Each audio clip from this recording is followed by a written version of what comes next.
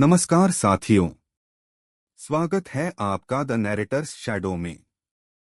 आज हम एक ऐसी पुस्तक की चर्चा करने जा रहे हैं जो केवल एक आत्मकथा नहीं बल्कि स्वतंत्र भारत के राजनीतिक इतिहास का जीवंत दस्तावेज है।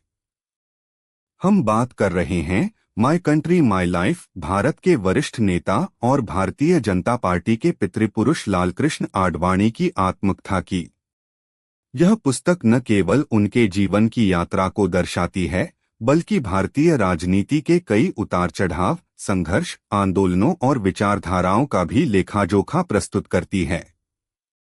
पुस्तक का महत्व केवल इसके लेखक की प्रसिद्धि में नहीं बल्कि इसमें वर्णित घटनाओं और नीतिगत संघर्षों में है जो आज भी भारत के लिए प्रासंगिक हैं। बचपन और सिंध से विस्थापन। आडवाणी जी का जन्म 8 नवंबर 1927 को कराची, तब अविभाजित भारत में हुआ। उनका परिवार शिक्षित और संपन्न था और उनका प्रारंभिक जीवन बेहद अनुशासित और परंपरावादी वातावरण में बीता। वह सिंधी समुदाय से थे और सिंध की समृद्ध सांस्कृतिक विरासत ने उनके व्यक्तित्व को गहराई दी। 1947 का विभाजन उनके जीवन का सबसे दुखद और निर्णायक मोड़ था। कराची से विस्थापित होकर जब वह भारत आए तो उनके जीवन का नया अध्याय शुरू हुआ, एक ऐसा अध्याय जिसमें देश, राष्ट्र और विचारधारा की खोज प्रमुख थी। आरएसएस और वैचारिक शुरुआत। भारत आने के बाद राष्ट्रीय स्वयंसेवक संघ आरएसएस से उनका जुड़ाव हुआ। आरएसएस के चरित्र निर्माण और राष्ट्रभक्ति के सिद्धांतों ने उन्हें गहराई से प्रभावित किया। वह स्वयंसेवक के रूप में कार्य करते हुए धीरे धीरे प्रचारक बने और भारत के विभिन्न हिस्सों में जाकर राष्ट्रवादी विचारधारा का प्रचार किया। यह समय उनके वैचारिक विकास का काल था, जहां उन्होंने शुद्ध भारतीय राष्ट्रवाद की अवधारणा को आत्मसात किया। जनसंघ और राजनीति में प्रवेश। डॉक्टर श्यामा प्रसाद मुखर्जी द्वारा स्थापित भारतीय जनसंघ आडवाणी के राजनीतिक सफर की शुरुआत थी। जनसंघ के माध्यम से उन्होंने देखा कि कैसे विचारधारा को राजनीतिक शक्तियों में बदला जा सकता है। उन्होंने दिल्ली में संगठन निर्माण और पार्टी विस्तार का काम बखूबी किया। यहां से शुरू हुई उनकी वह यात्रा जो उन्हें न केवल पार्टी का नेता बल्कि भारतीय राजनीति का प्रमुख चेहरा बनाने वाली थी। आपातकाल और जेल का अनुभव। 1975 में देश में आपातकाल लगा, लोकतंत्र का काला अध्याय।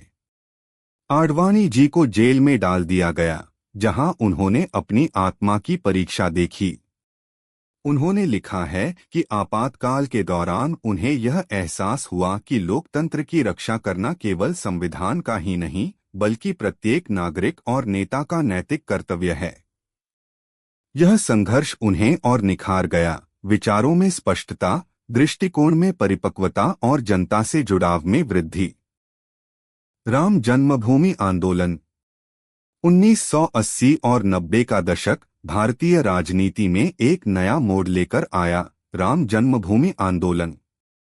आडवाणी जी इस आंदोलन के सबसे प्रमुख चेहरे बनकर उभरे। 1990 की रथ यात्रा अयोध्या से जुड़ी आस्था को राजनीति और सामाजिक चेतना का मुद्दा बना गई। उनकी यह यात्रा न केवल पार्टी को राष्ट्रव्यापी पहचान दिलाने वाली बनी बल्कि उन्होंने करोड़ों भारतीयों के मन में राष्ट्रीय गौरव का भाव जागृत किया। इस आंदोलन ने भारतीय राजनीति को वैचारिक रूप से पुनर्परिभाषित किया। गृह मंत्री और उप प्रधानमंत्री के रूप में भूमिका। 1998 से 2004 एनडीए सरकार के दौरान आडवाणी जी ने देश के गृह मंत्री और बाद में उप प्रधानमंत्री की भूमिका निभाई। उनके कार्यकाल में आंतरिक सुरक्षा को लेकर सख्त नीतियां अपनाई गईं।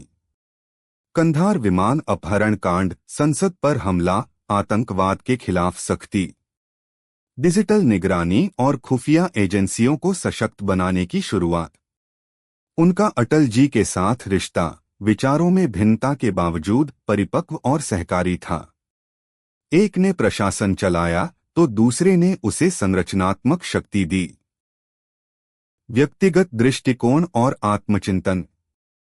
पुस्तक में कई जगह आडवाणी जी आत्मविश्लेषण करते हैं। उन्होंने स्वीकार किया कि कुछ फैसले कठिन थे, कुछ गलत भी हो सकते थे, लेकिन नीयत हमेशा राष्ट्रहित में रही। उनका दृष्टिकोण बेहद स्पष्ट रहा। भारत एक राष्ट्र है जिसकी आत्मा सनातन है और शक्ति लोकतंत्र है। वह दृढ़ विचारधारा मगर उदार दृष्टिकोण के समर्थक रहे। पुस्तक की लेखन शैली और भाषा। माय कंट्री माय लाइफ की भाषा सरल, स्पष्ट और तथ्यात्मक है। यह पुस्तक लगभग 1000 पृष्ठों की है, लेकिन कहीं भी बोझिल नहीं लगती। हर अध्याय में दस्तावेजी प्रमाण, ऐतिहासिक विवरण और व्यक्तिगत अनुभवों का मेल मिलता है। राजनीतिक घटनाओं को इस तरह प्रस्तुत किया गया है कि पाठक न केवल समझे बल्कि उनसे जुड़े भी। पाठकों के लिए संदेश और निष्कर्ष।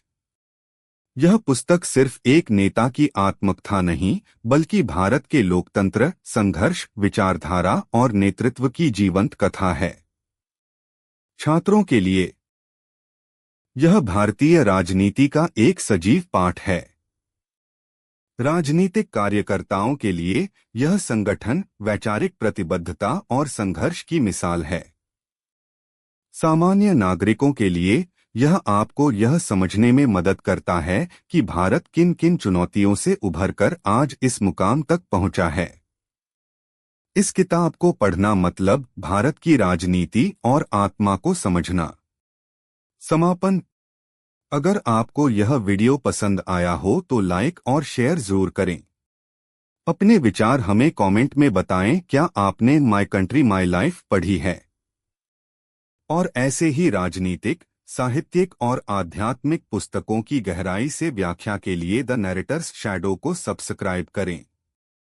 धन्यवाद। मिलते हैं अगली पुस्तक के साथ।